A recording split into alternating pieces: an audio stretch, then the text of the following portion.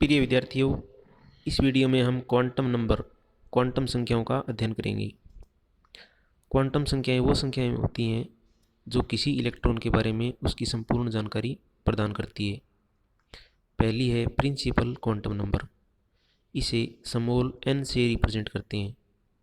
यह सेल या कोष की संख्या होती है। इसके मान 1, 2, 3 इस प्रकार अनंत तक होते हैं। n का मान बढ़ने के साथ साथ इलेक्ट्रॉन की ऊर्जा बढ़ती है और नाभिक से दूरी भी बढ़ती है। किसी भी nवें कोष में कुल इलेक्ट्रॉनों की संख्या 2n² होती है। जैसे n = 1 है तो नंबर ऑफ इलेक्ट्रॉन 2, n = 2 होने पर नंबर ऑफ इलेक्ट्रॉन 8, तीसरे कोष में 18, चौथे में 32 आदि। दूसरी है एजीमुथल क्वांटम नंबर या गौण क्वांटम संख्या। इसे स्मॉल l से रिप्रेजेंट करते हैं। Related to shape of orbital, यह क्वांटम संख्या कक्षक की शेप से संबंधित होती है। Permissible value of l for given shell are 0 to n-1।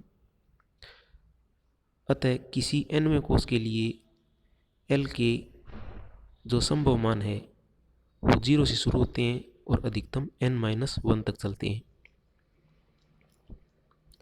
पहले कोष के लिए l के कुल मान 0 होंगे, दूसरे के लिए 2 होंगे, तीसरे के लिए 3 होंगे। अगर l = 0 है तो s ऑर्बिटल होगा, 1 होने पर p, 2 होने पर d, 3 होने पर f आदि। माना कोष की संख्या तीसरी है। तीसरे कोष में कुल उपकोषों की संख्या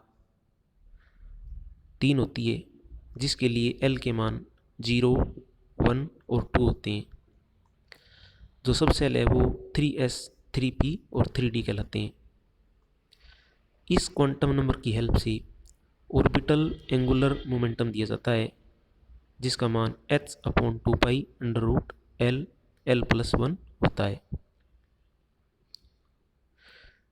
तीसरी है मैग्नेटिक क्वांटम नंबर, चुंबकीय क्वांटम संख्या।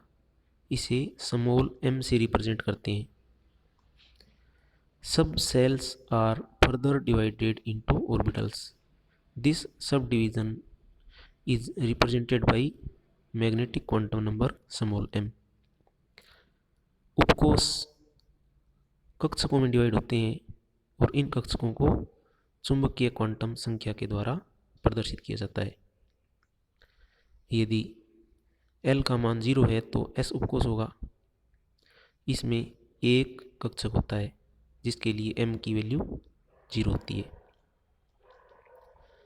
l = 1 होने पर p सब सेल, उसमें कुल 3 कक्षक होंगे और m की वैल्यू 0, 1 और -1 होगी। l = 2 होने पर m के कुल 5 मान होंगे, 2, 1, 0, -1, -2 और d सब सेल होगा। इसी प्रकार l = 3 होने पर m के कुल 9 वैल्यूज होंगी, जो 3, 2, 1, 0, -1, -2, -3 और ये सब सेल f होगा। किसी भी एजीमुथल क्वांटम नंबर l के लिए m के कुल मानों की संख्या 2l+1 के द्वारा दी जाती है। अर्थात l 0 होने पर m का कुल 1 मान होगा, l 1 होने पर 3, 2 होने पर 5, 3 होने पर 7 और 4 होने पर 9 आदि। चौथी क्वांटम संख्या है स्पिन क्वांटम नंबर। इसे स्मॉल s से रिप्रेजेंट करते हैं।